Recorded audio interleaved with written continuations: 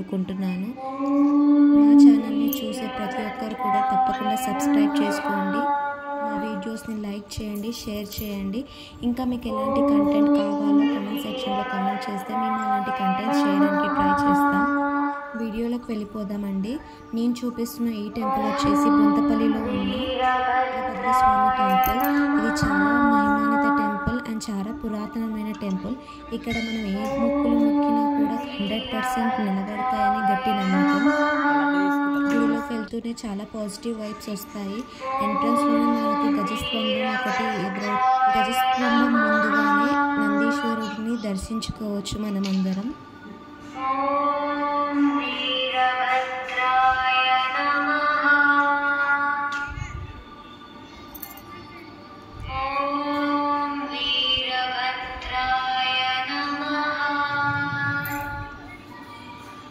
వీరభద్రస్వామి అని చెప్తుంది, నందీశ్వరుడు ఎందుకున్నాడని మీ అందరికీ డౌట్ వచ్చే ఉంటుంది.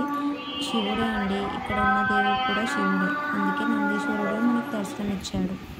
4 గోపురాలతో 4 వైపుల నుంచి ఎంతో స్పేషియస్గా ఎంతో పీస్ఫుల్గా ఉంటుందండి ఈ టెంపుల్.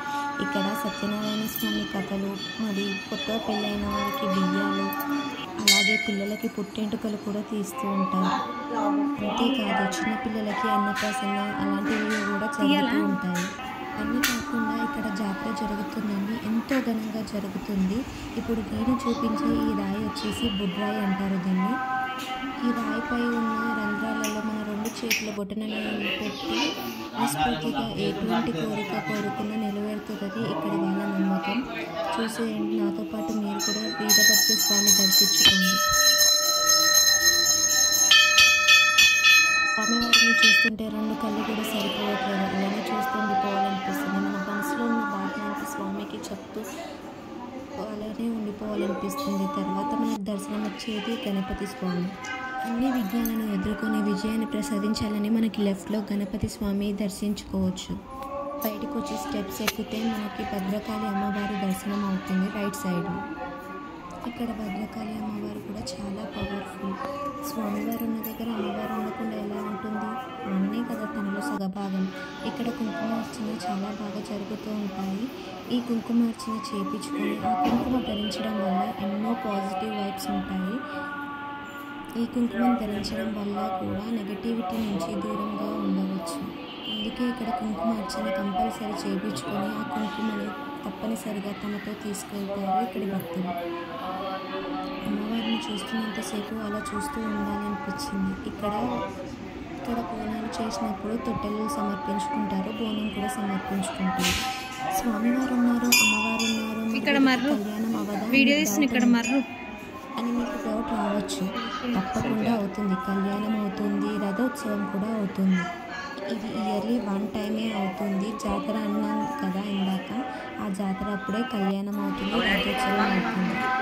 ఈ జాతర వచ్చేసి ఎవ్రీ ఇయర్ ఉగాది ముందు అయితే వస్తుంది. ఇయర్ అయితే షూట్ చేయలేకపోయాను. నెక్స్ట్ ఇయర్ తప్పకుండా జాతరకి వెళ్ళి కళ్యాణం రథోత్సవం అన్ని షూట్ చేసి మీకోసం తప్పకుండా చూపిస్తాను. చెప్పడం మర్చిపోయాను, ఇక్కడ నిత్య అన్నదాన కార్యక్రమం కూడా ప్రతిరోజు జరుగుతూనే ఉంటుంది. కాకపోతే 12 లోపు వచ్చిన వారికి అదృష్టం దొరుకుతుంది. అదృష్టం ఎందుకనంటే కొన్ని చోట్ల మనం వెళ్ళినా కూడా మనకి ప్రసాదాలు దొరకకపోవడం కానీ అన్నం దొరకకపోవడం కానీ జరుగుతూనే ఉంటాయి. స్వరూపం కదా, అందుకే అదృష్టంగా ఉన్నాను. చూశారు కదా ఈ గుడి ఎంత బాగుందో. మీరు కూడా ఎవరైనా వెళ్ళాలనుకుంటే మీరందరూ కూడా తప్పకుండా విజిట్ అవ్వాల్సిన ప్లేస్ అని నేను అనుకుంటున్నాను. బొంతపల్లి వీరభద్రస్వామి టెంపుల్ చాలా మహిళల టెంపుల్, చాలా పవర్ఫుల్. తప్పకుండా దర్శించుకోండి. అలాగే ఇక్కడ మన కొత్త వాహనాలు కొంటే కూడా పూజలు కూడా చేస్తారు. పాపం నేను వీడియో తీస్తున్నానని మా చిన్నదాన్ని అయితే మా ఆయన స్టార్టింగ్ నుంచి ఎండింగ్ వరకు ఎత్తుకొని ఉన్నాడు. మీరు కూడా ఏదైనా వెహికల్ కొన్నట్టయితే ఇక్కడ వచ్చి పూజ చేయించుకోండి, చాలా మంచి జరుగుతుంది. ఈ భద్రకాళి సమేత వీరభద్రస్వామి దేవస్థానము బొంతపల్లి. ఈ స్వామి యొక్క ఆశీస్సులు మనందరితో ఉండాలని మనస్ఫూర్తిగా కోరుకుంటున్నాను. మా ఈ వీడియోని చివరి వరకు చూసి మమ్మల్ని సపోర్ట్ చేయండి. ఇలాగే ఇంకా మంచి మంచి వీడియోస్తో మేము ముందుకు వస్తాము. తప్పకుండా మా ఛానల్ని సబ్స్క్రైబ్ చేసి మా వీడియోస్ని లైక్ చేసి షేర్ చేయండి. Thank you for watching.